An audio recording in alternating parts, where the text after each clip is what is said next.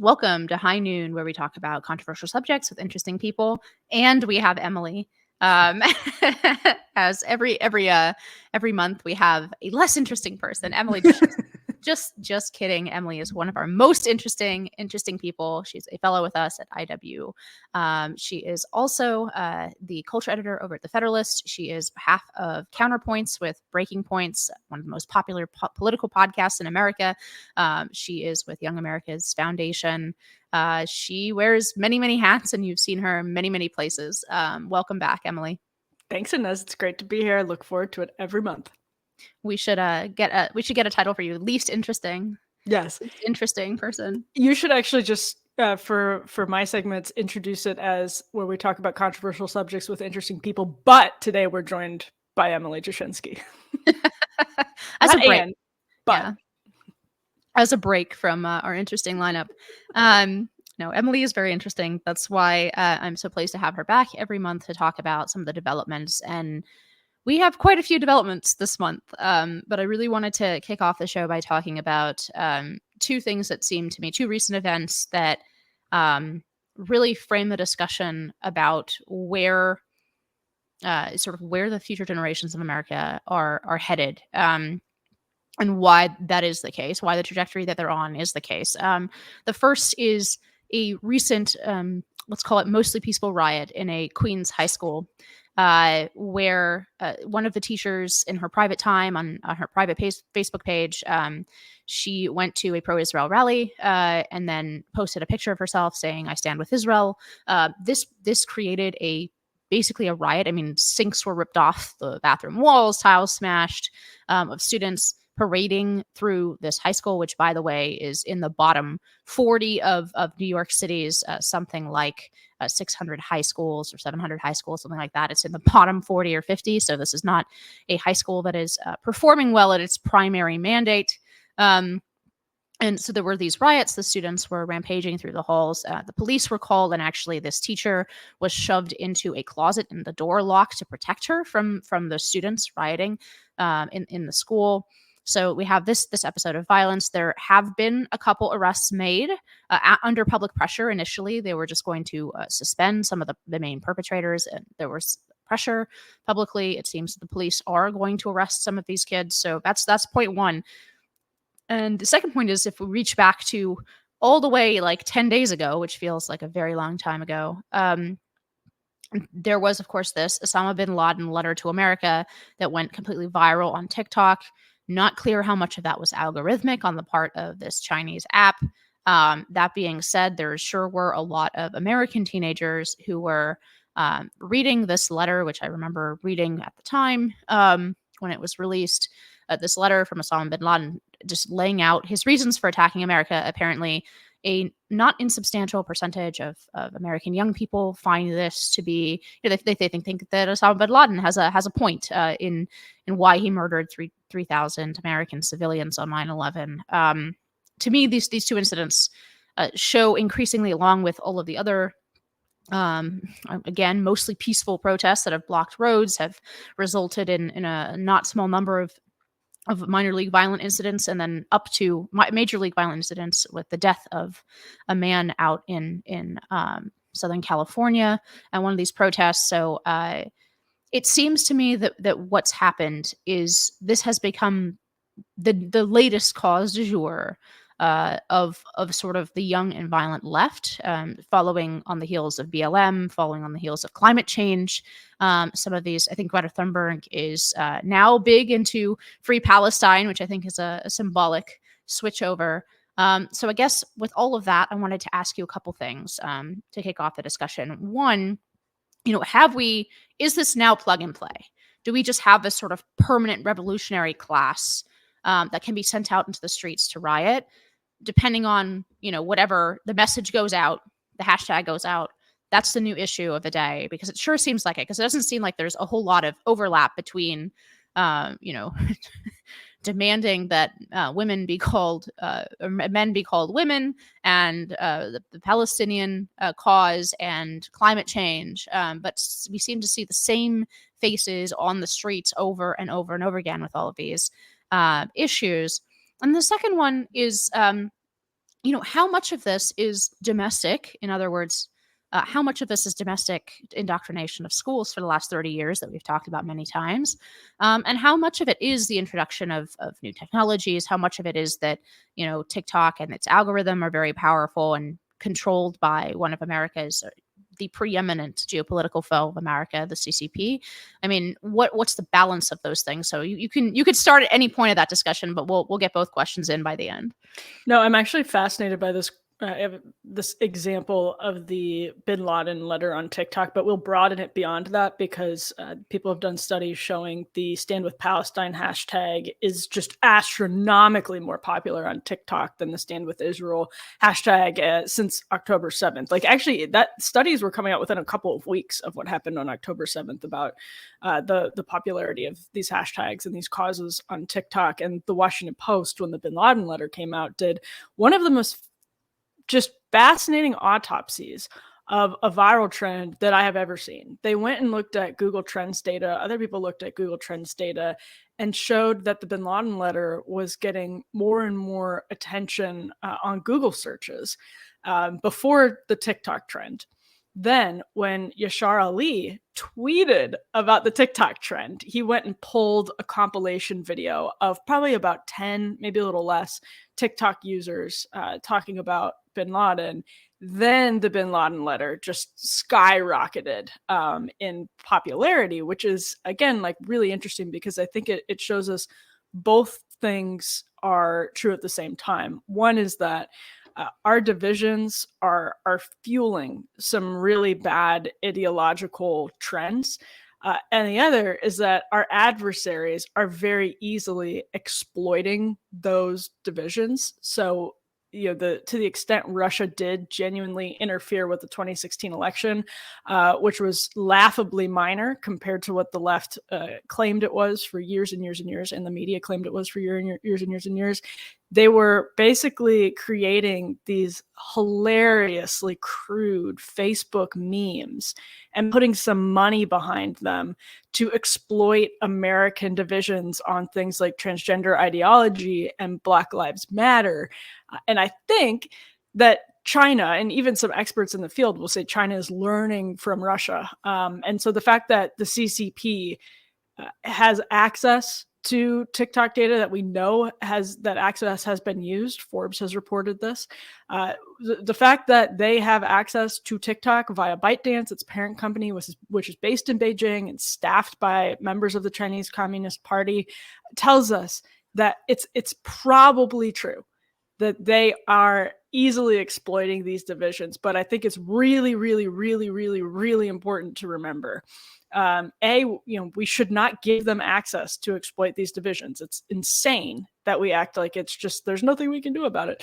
On the other hand, as you cover a lot, Inez, these divisions exist because of decades worth of indoctrination. These indoctrination, but also it's indoctrination almost takes away the agency from kids, from kids who are now running C-suites and media companies.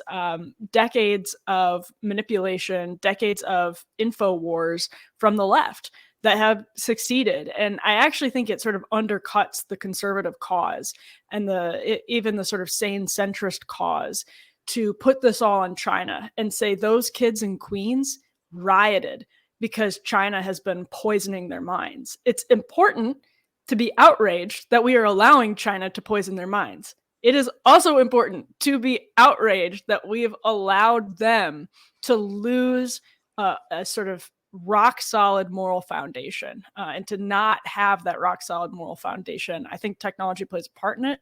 No question about it. I also think, and by the way, in a way that becomes plug and play, to your point, Inez, like the catalytic converters, it's plug and play, by the way, through TikTok. Like people learned how to do this stuff on TikTok. It became a TikTok trend. Like people were putting that stuff everywhere.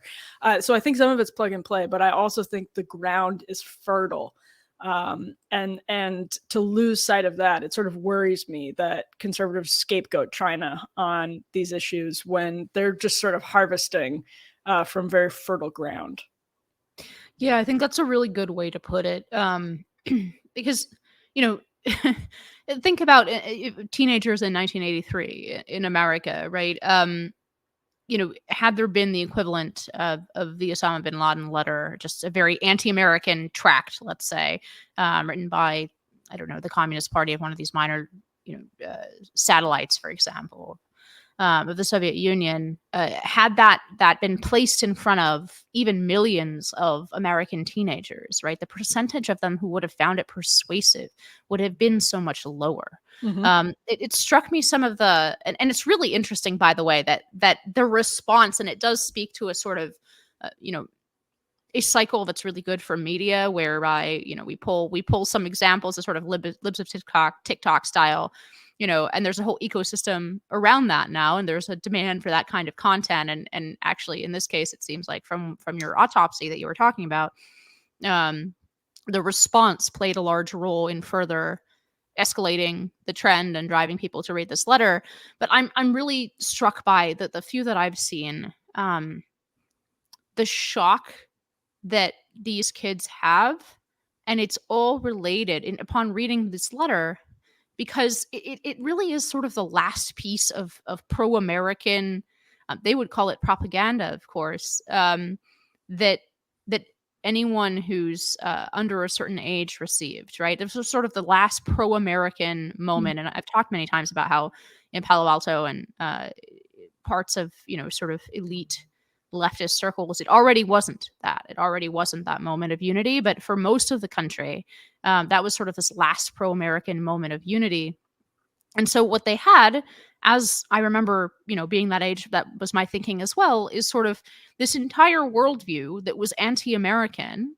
And then this little bit, and not that I was anti-American when I was a kid, I should clarify. I was simply like, when you're young, you sort of have like disparate pieces of information, and you haven't really synthesized a worldview out of it, and you believe sometimes very contradictory things about, you know what I'm saying? Like when you're 17 or 16, you read this one thing and you're like, oh, I really agree with that. And then you read a thing that actually contradicts it in some way. You're like, oh, I really agree with that, right? Because you haven't had enough experience to really synthesize a worldview.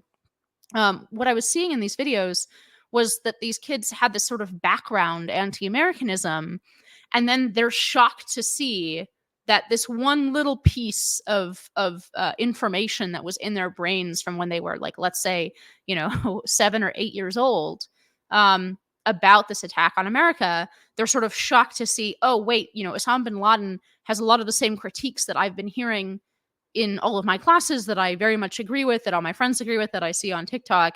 Actually, Osama bin Laden, taps into some of those critiques of, American foreign policy, or and anyway, it was interesting to me to watch that little like light go off for them, because it was this last little piece, the last little bit of what was formerly the dominant view in America, that, this may not be a perfect country, but it's a good one. The American system is the best in the world.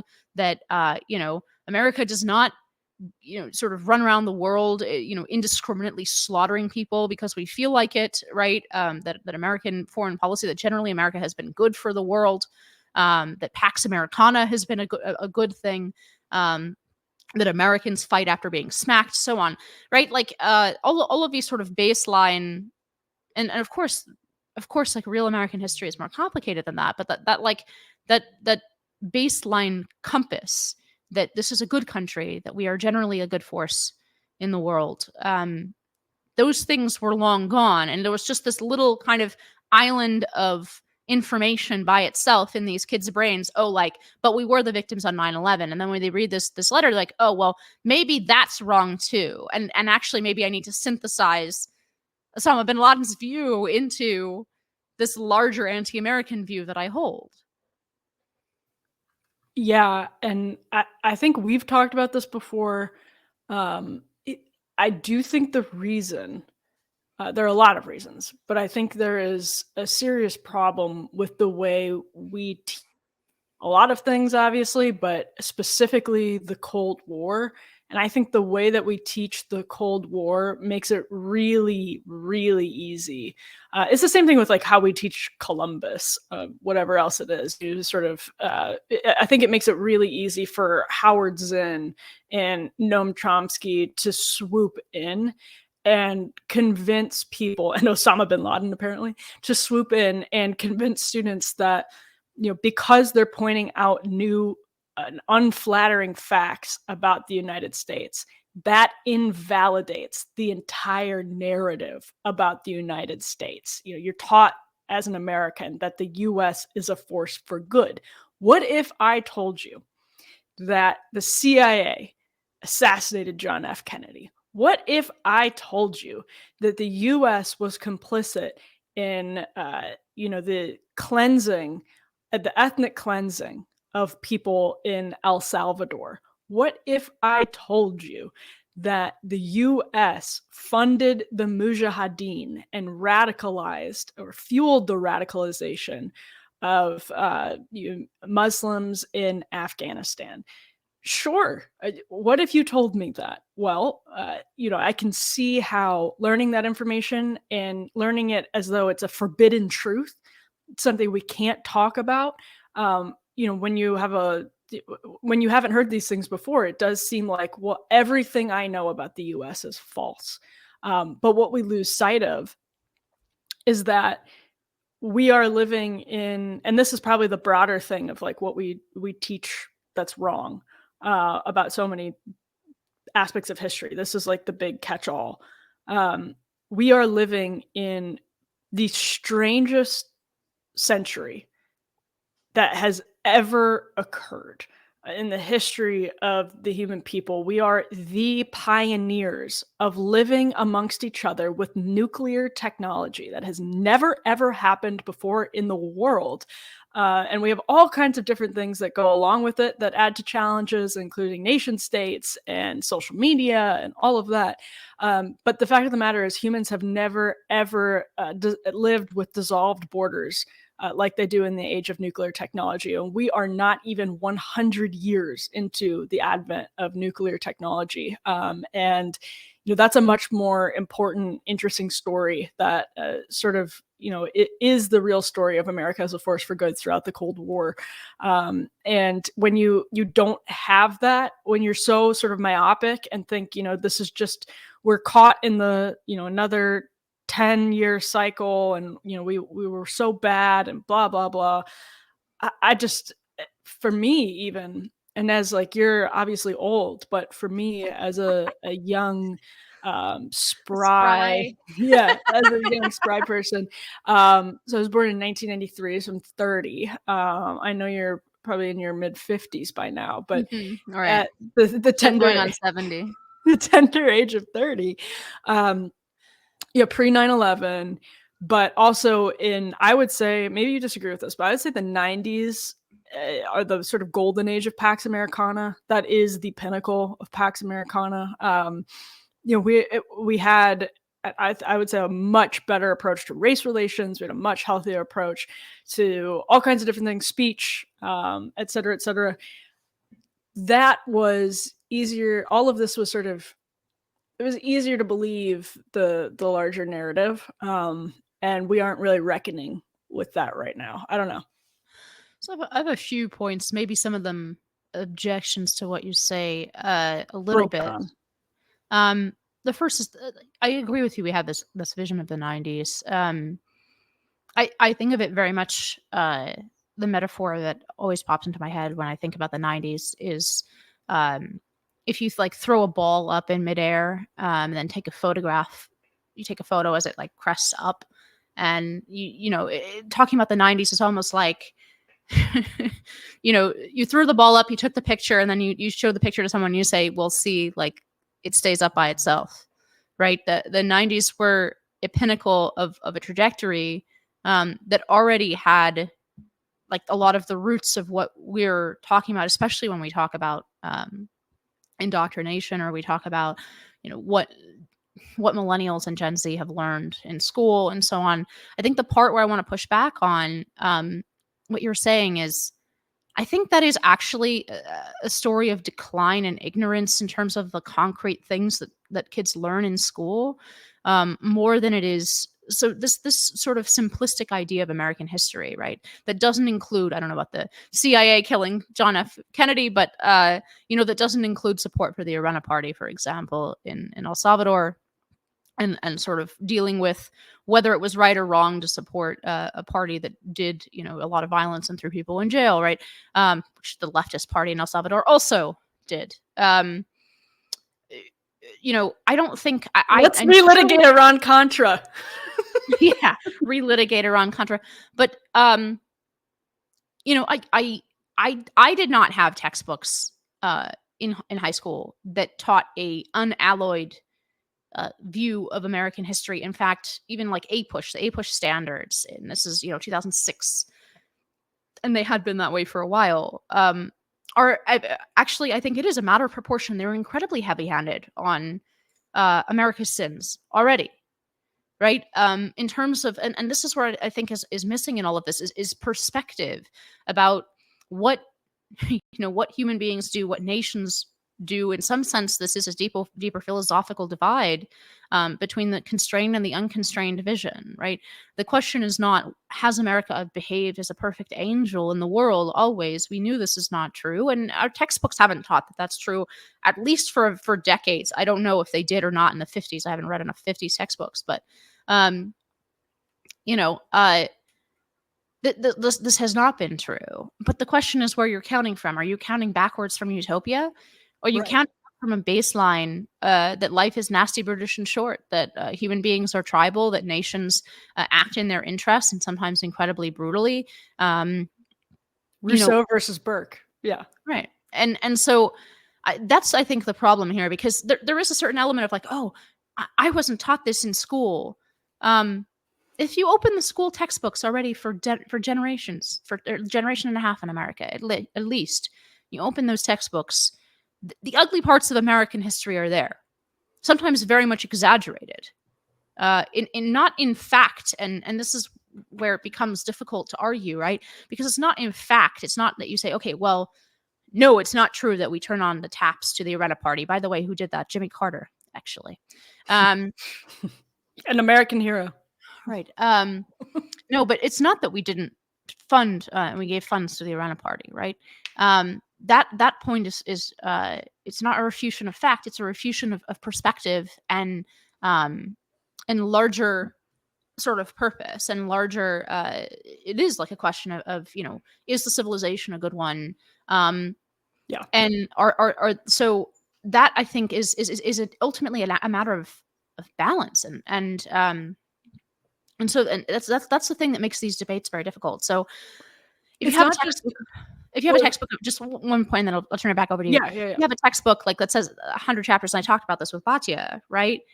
If I'm talking about American history and I have 100 chapters, how many of them ought to be going to America turning on the tap to the Arena Party? In my view, that's a footnote. Whereas the larger chapters are the creation of the Constitution, the unique liberties that starting with the Revolutionary War, going forward. Slavery actually is the one American sin I think deserves a good several chapters, right? It defined the future of America in a number of ways, and then led to an incredibly bloody war of brother against brother. I think that qualifies. But many of the other things that are massively exaggerated in importance of all of America's sins, like the overall picture matters. You can get buried, as you say, in like this bad detail or that bad detail.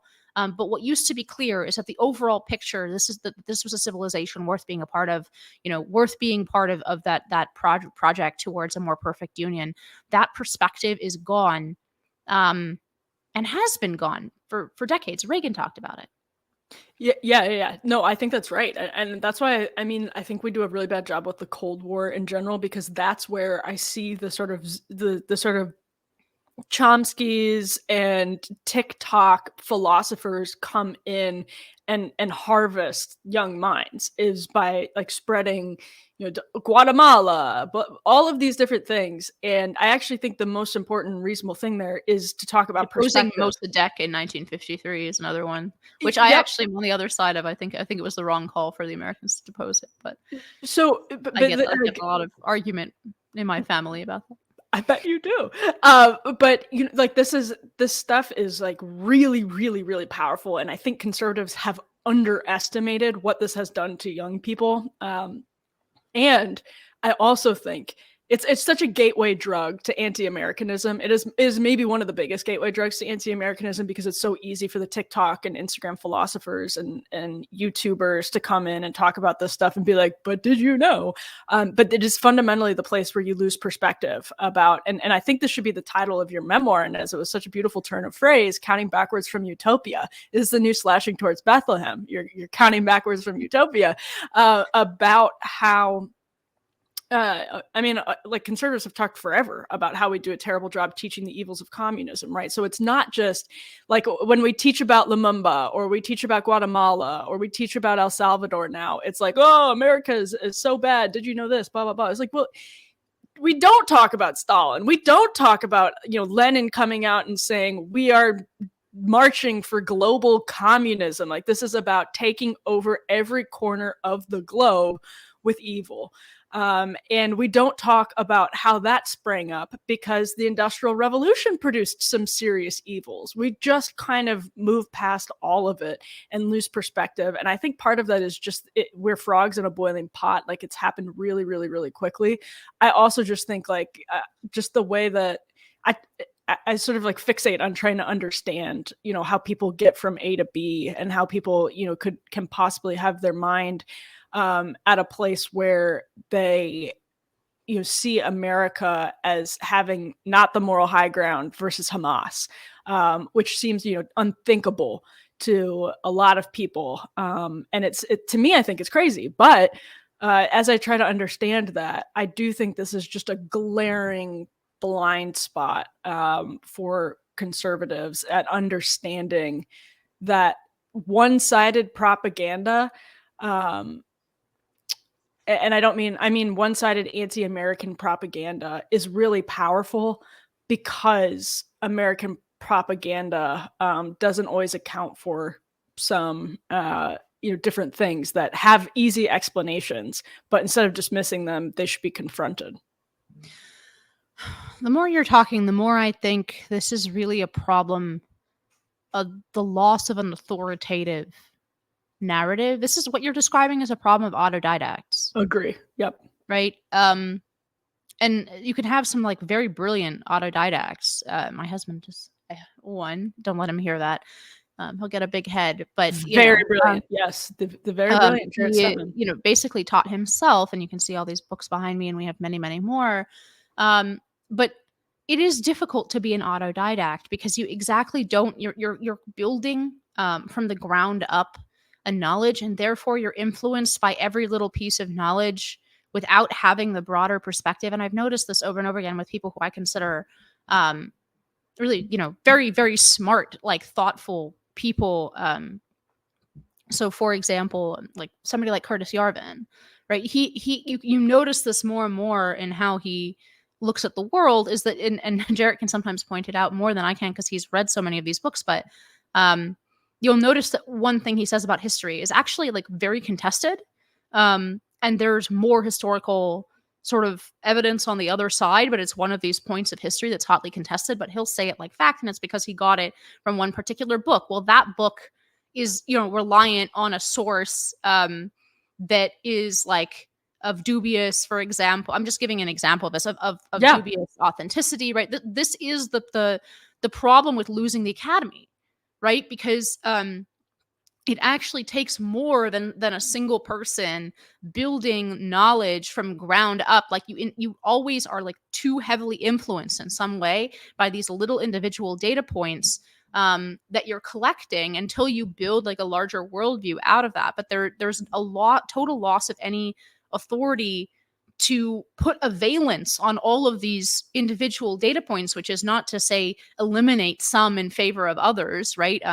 Or to make up things or imaginary, but to connect an overarching perspective, to connect all of these little dots. And what happens often when people are finding their own dots, right, is that this sometimes, suicidal over reliance on things without a broader perspective around them on an individual fact of history or whatever. And it strikes me that this really is a problem of losing the institutions and losing any authoritative essentially what you need is a professor, right?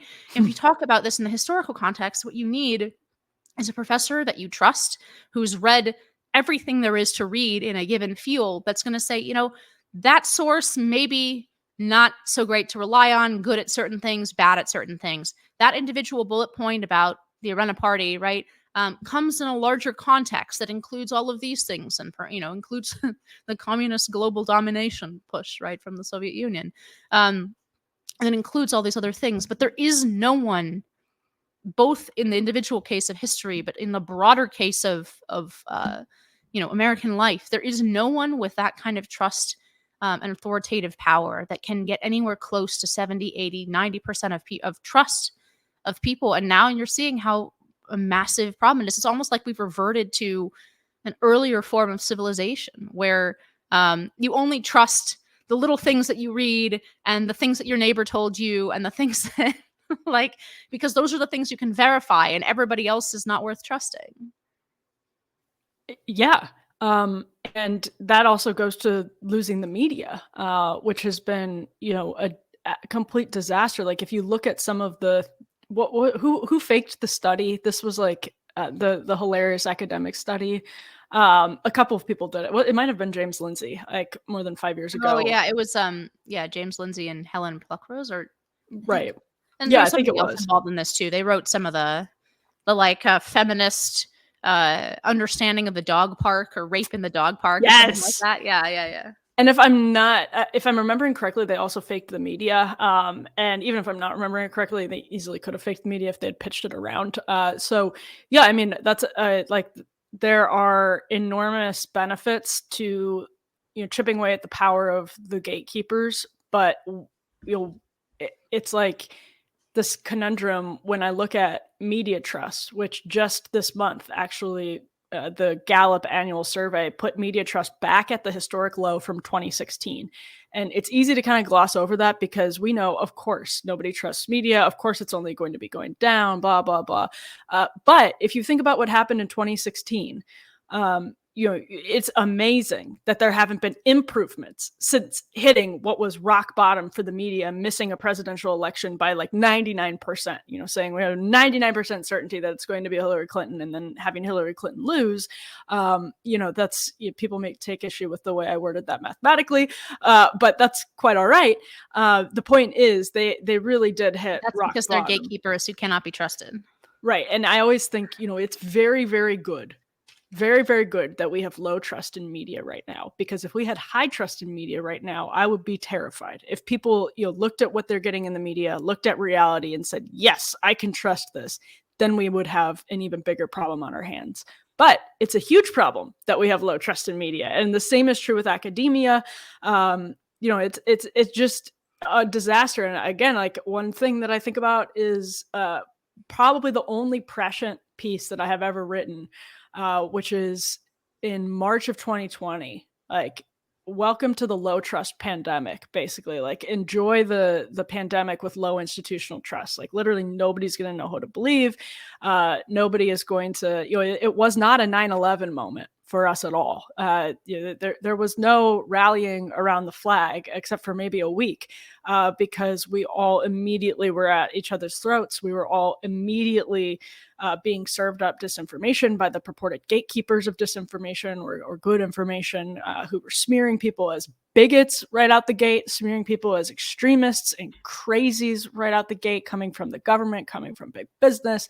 And it was just a total disaster. So on the one hand, like, it's good, but I find myself, just to go back to the Cold War thing, like, briefly, like, the Washington Post, as of like 10 years ago, had a really funny story. I guess it's not funny, about how CIA funded textbooks encouraging jihad were still in madrasas in Afghanistan. These are textbooks from the 80s, essentially, that you can look at and be like, well, this probably did help radicalize some people in Afghanistan.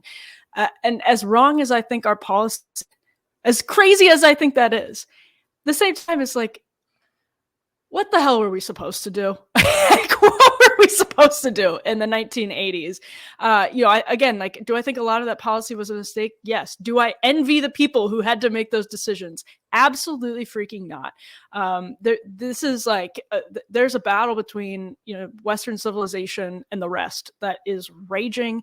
The end of history was never reached, and we have completely lost our perspective on how serious and dire it is. And all of these new technologies are making it so much worse than it was in the 1980s. Yeah, I mean, I think this is a good segue to another topic I wanted to talk to you about, which is if we factor in what we've been talking about so far is really this toxic mix of ideology and technological change. But one of the correctives on that is, talking to people, right? There is this sort of common sense corrective when you speak to enough people. That you get a sense, which is why, for example, Israel is constantly like paying for essentially trips for everyone influential that they could possibly think of, right, to go and visit Israel, because they believe that putting someone on the ground to talk to people will actually change their minds in a way that nothing else can, and impress some realities, like, for example, how small the country is, which I'm pretty sure if you ask the average, I don't know, I wonder if there have been studies done about this, but if you ask the average American, like, how big Israel is, I guarantee you, like, they would come up with something 20 or 50 times bigger, right? Than the reality of Israel. Which is the same with the killings of unarmed police killings of unarmed Black Right. men. The studies on that Exactly are the same perspective. mind-boggling. By the way, similar, this one I do know that there are polls on Americans underestimate by a factor of 3 or 4 how much money we spend in public schools. Very, very consistently, the teachers union has been very, very effective in convincing people that we are underfunding American schools. But usually talking to people is a corrective, not always, but it can give some perspective. Adding to the sort of trust and autodidact problem, I think, that we were discussing, is the fact that people just don't spend any time with each other anymore. That almost all of our interactions are selected through this valence of technology and social media. So there's this really disturbing graph. It was on, I think it was on Jonathan Haidt's blog originally, but it comes from a study by Kanan and Veazey. This is 2013. 2023, analyzing American time use. So these are there is a big American time use study. It asks all kinds of things. It asks, I think it's connected to the census even. It asks a very large random selection of Americans how to block out how they spend their time. This is how we have a lot of info on the NEETs, the so-called NEETs, right? The neither education or educational training, right? Neither education employment or training. So this is like a time use study, and it shows that there has been an absolute collapse in time spent with friends in real life. And it's most pronounced between the ages of 15 and 24, because of course, once you're, talking about 25 to 64-year-olds, obviously other things intervene. You have family, you have work, employment, right? So like it's not as, even though they have dropped as well. So ages 25 to 34, has gone from roughly 60 minutes a day in 2003 to just over 20 in 2020, right? So this is, that's pretty dramatic in itself, going from an average of an hour spent with friends a day to an average of 20 minutes in over the course of just under 2 decades is pretty astounding in itself. But the most overwhelmingly biggest slope downward is among kids 15 to 24, going from almost 160 minutes per day. So that would be what, like 2.5 hours. not a great mathematical podcast, this one. Almost 2.5 hours, all the way down to basically below where people in their 30s were in 2003, all the way down to close to 40 minutes a day spent in real life with friends. And that's where it gets really easy to project. And this took off before the pandemic, by the way. So this goes to 2020. So it's worse now. It gets really easy to project caricatures onto other people that way. Like, it gets really easy to project the caricature of racism and white supremacy and bigotry onto your Trump voting neighbor when you haven't been barbecuing with them, or you've only done it once and it was super uncomfortable because you were checking your phone the whole time. Like it just, the social fabric is just completely breaking down. And as much as like nuclear technology, I mean, it's nuclear technology and social media that are like the two things that loom over these silly political discussions that we have every single day and are rarely ever mentioned. And they have all of these downstream consequences, you know, some things that were happening, by the way, before nukes and before social media. You know, some of the stuff would be happening anyway. It's just, you know, it's how history works. Technology is inextricably intertwined with history. There's no such thing as human history without technology. It's what we do. We're, you know, intelligent animals, and we create. And we, you know, try to make our lives better, and we try to trade and et cetera, feed our families and propagate the species. So all of this is going to happen naturally. But these two things in particular are this sort of root explanations for so much, and we never talk about them, honestly. Those numbers you just sort of terrifying. Like, I don't even, every time I think I understand Gen Z. How does a 15-year-old kid end up spending less than an hour with friends a day? I really don't know how.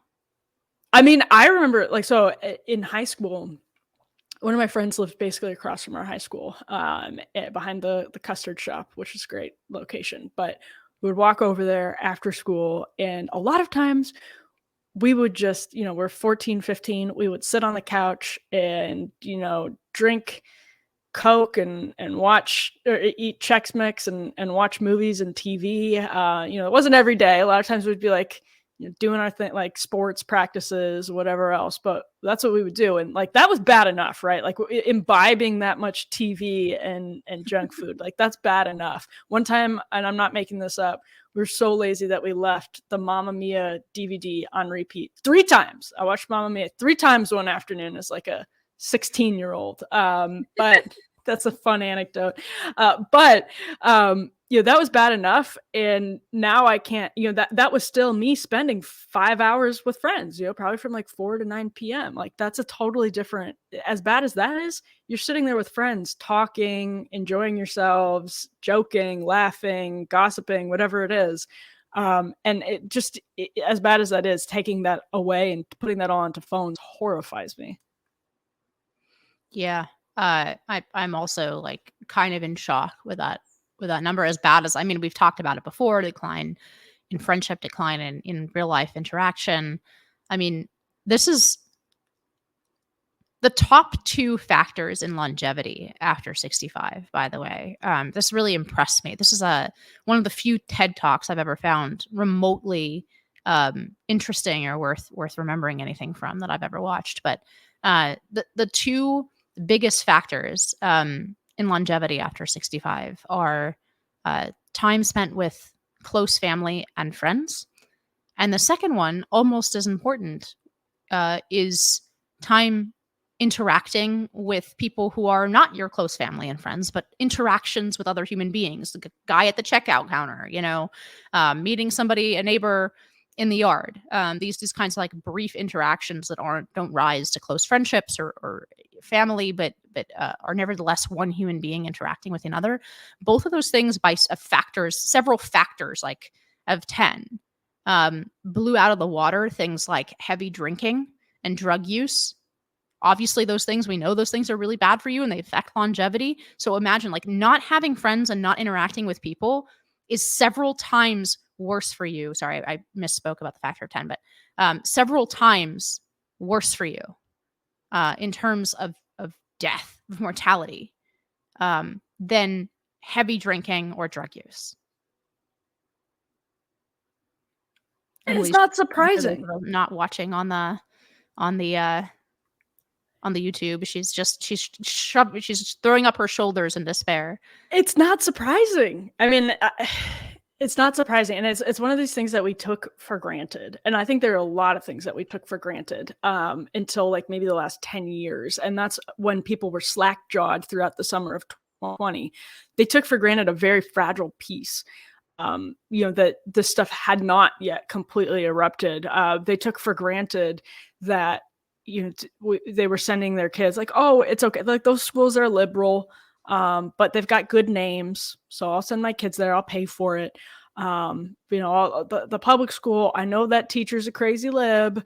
I'm going to tell my kid, the true history, and we're going to watch The Patriot and, not Ridley Scott, whatever else. And it's a little Napoleon humor for everyone out there.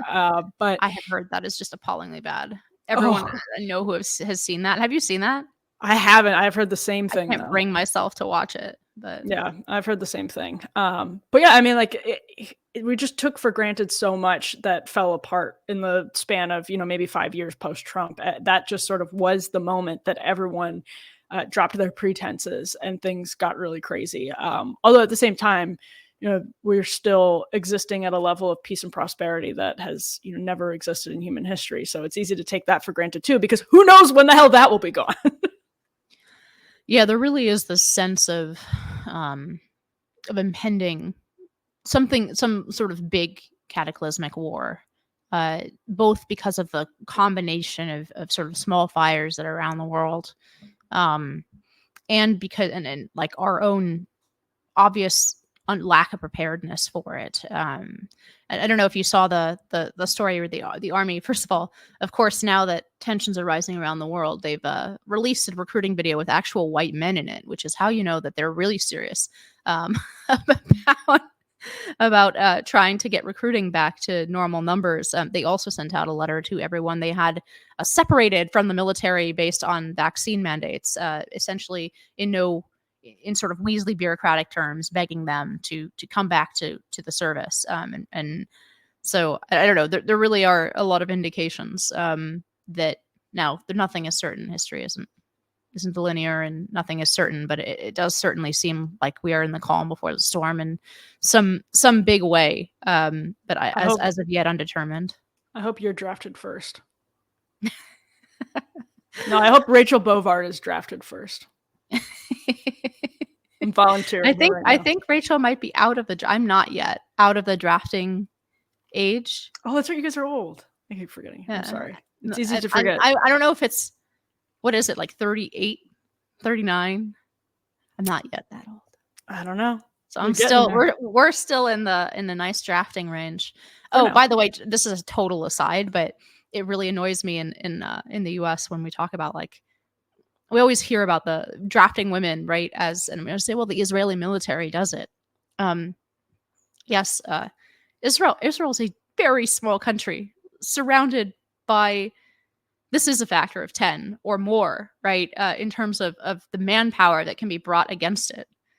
What they do out of necessity is not the standard by which America should conduct our affairs, by the way.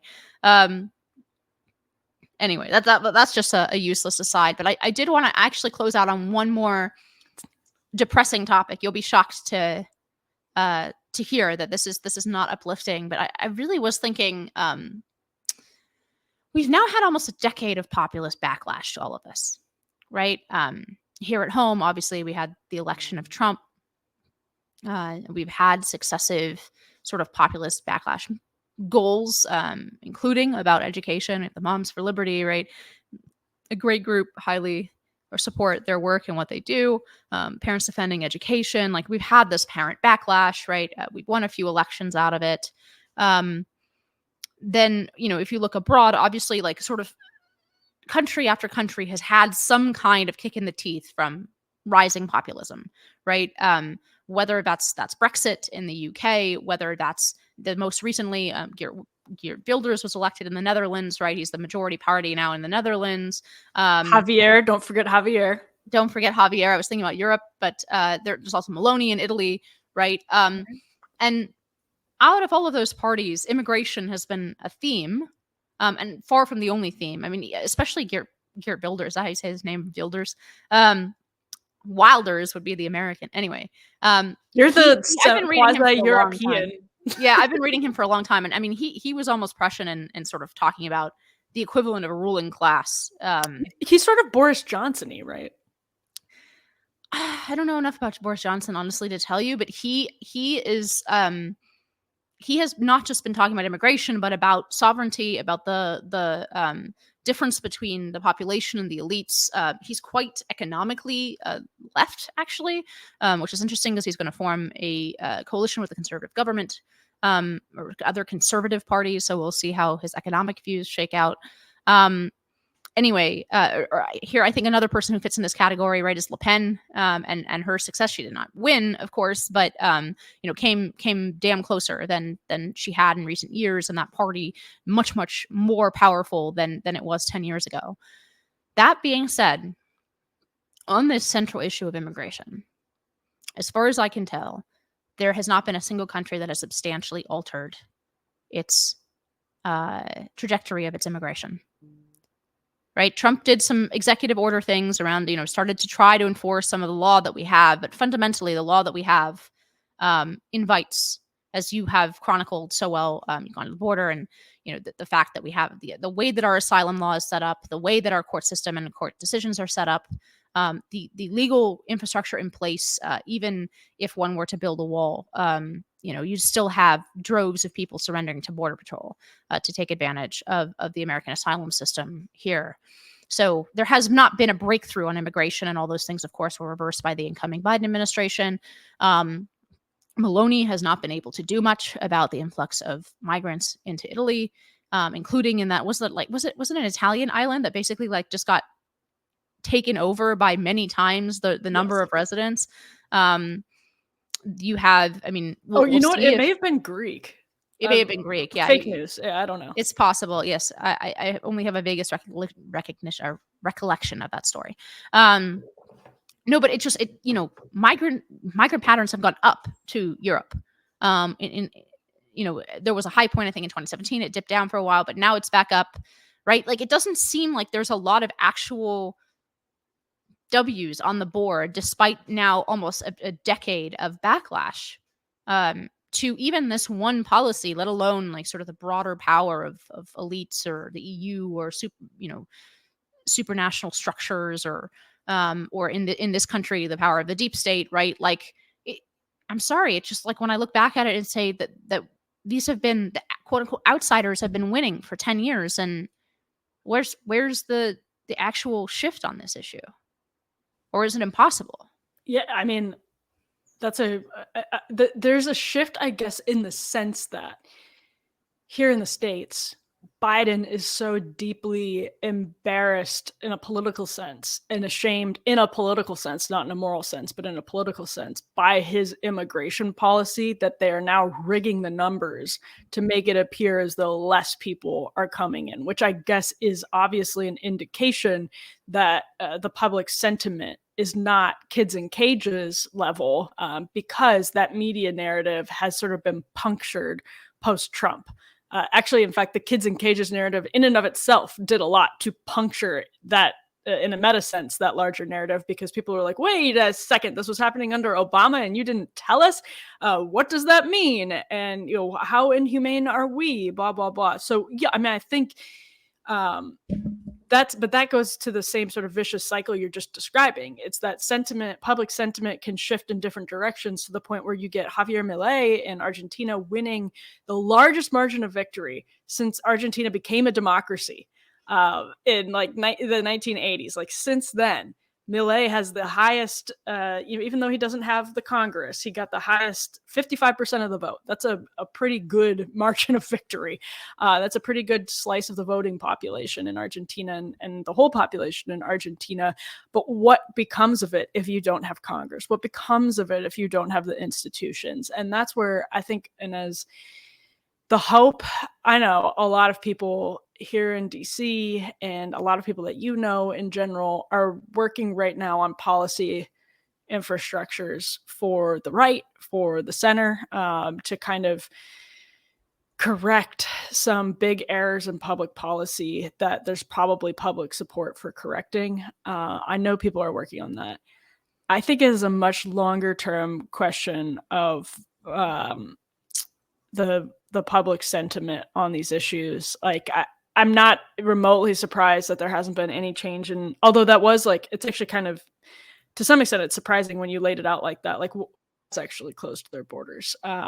and people would, the sort of Chomskyites would say, well, it's hard to close your borders when you're bombing Syria and Afghanistan and I think you spend too much time with Ryan Grimm, Emily. No, but that is what they would say. And to some extent, by the way, that's fair. I mean, we did, create some of these issues. But then we also worsened the issues with immigration policy. So anyway, all that is to say. What if I told you millions of people would want to immigrate to the economic zone formerly known as the United States of America, regardless of America's position foreign policy-wise on bombing Syria? What if? Can you imagine? If we didn't sanction Cuba, I wonder if anyone would actually want to come here. The Cubans would all just be content in Cuba. No, I mean, that stuff's obviously ridiculous. But I actually think this is the only thing that I have hope in at this point is the long-term, my long-term faith in common sense in Republican systems of government. And that's not foolproof because one person who notably defeated that would be Adolf Hitler.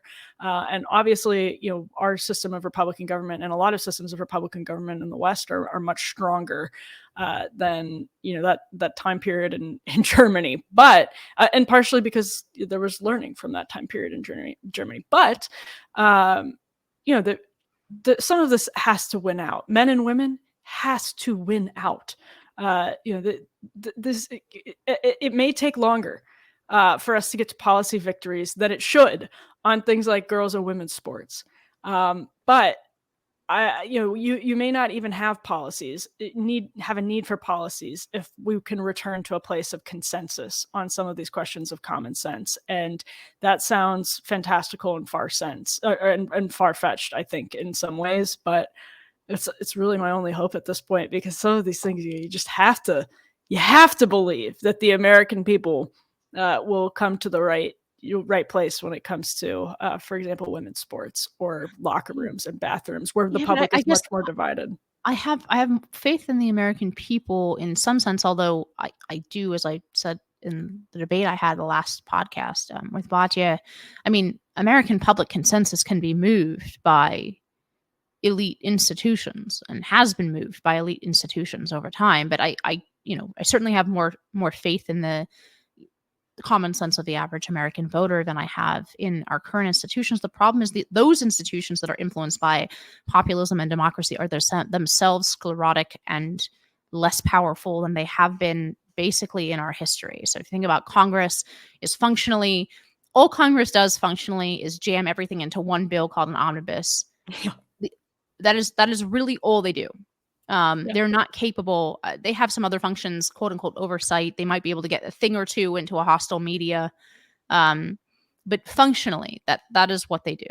The president is also completely hemmed in by the administrative state that operates largely without presidential control or direction. We saw that very clearly under Trump, right? Over in Europe, you have the EU, you have basically these managerial and bureaucratic structures have proven way more powerful and durable than Backlash. And radical. What I'm saying is that they can endure very high negatives among voters for a long time. Now, maybe you're right. Maybe they can't endure 20 years. Maybe they can only endure 10 years. Like over time, people get more and more ticked off. I mean, obviously some of the things that Chris Rufo has been doing, right? If that is channeled into institutional change, if that backlash is channeled into institutional change, then, I still think we have a shot. I'm not like completely black-pilled on this, but when I look back at even on this one issue of immigration, right? Look back at the last 9 years of populist backlash in, dozens of countries. And I don't see any actual change in the flow and migrations of peoples. That's why I think central question, and this is where like the Douglas Murrays of the world come in, is sorry, I didn't mean to interrupt. But the central question, just as you were saying that, it struck me like the biggest question is the goodness of the West. If we can win that battle of common sense, the fundamental goodness of the West. And I don't mean, having this battle about, Martin Luther versus the Pope. I don't mean having this battle about, whether you're a Douglas Murray or, a religious, pro-Western Catholic, whatever it is. But if we can fundamentally agree that Western civilization is good, I will have so much more, I don't mean it doesn't have to be 100% consensus, but if we can basically all be on the same page about that, I have much more faith that everything else falls into place. But it hinges on that. And there's a good chance that doesn't win out. I think you're right. Like, I just agree with everything you say. Like, I'm not optimistic. I just, like, to the extent that I can be, it's that there is a lot of logic and common sense, that, like, the good argument is a good argument. We will know that we have reached a more optimistic place in the West when Noam Chomsky is universally or near universally reviled. I agree. I do getting Emily in trouble. No, I assign Chomsky to the NJC students on on the way that the media covers wars as a sort of provocation, as Camille Paglia manufactured consent Yeah. back. Anyway, just trying to get Emily in trouble with that last remark there, but we have come to the end of our hour. Emily, thank you as always for taking the time out to talk to us once a month here on High Noon. We'll see Emily again, and I guess the end of the year, so we can do some kind of, I don't know, I'll think about it, some kind of backwards looking thing, some kind of forwards looking thing. Forward at this point is getting real depressing, so maybe a High Noon gift guide. Maybe you should do that. Where Emily drops Noam Chomsky in all of your stockings for Christmas. Yes, and just sort of various fashion items that I know will really upset you, like my IKEA bucket hat. Mm-hmm. Yeah, and how about this? It'll be a Christmas gift guide from me and a fashion advice from Emily. So we'll just reverse our. I think that's for the best. Yeah. All right. Well, Emily, thanks so much for spending the hour with us once again. Thanks, Inez. And thank you to our listeners. High Noon with Inez Stepman is a production of Independent Women's Forum. As always, you can send comments and questions to inez.stepman@iwf.org. Please help us out by hitting the subscribe button and leaving us a comment or review on Apple Podcasts, Acast, Google Play, YouTube, or iwf.org. Be brave, and we'll see you next time on High Noon.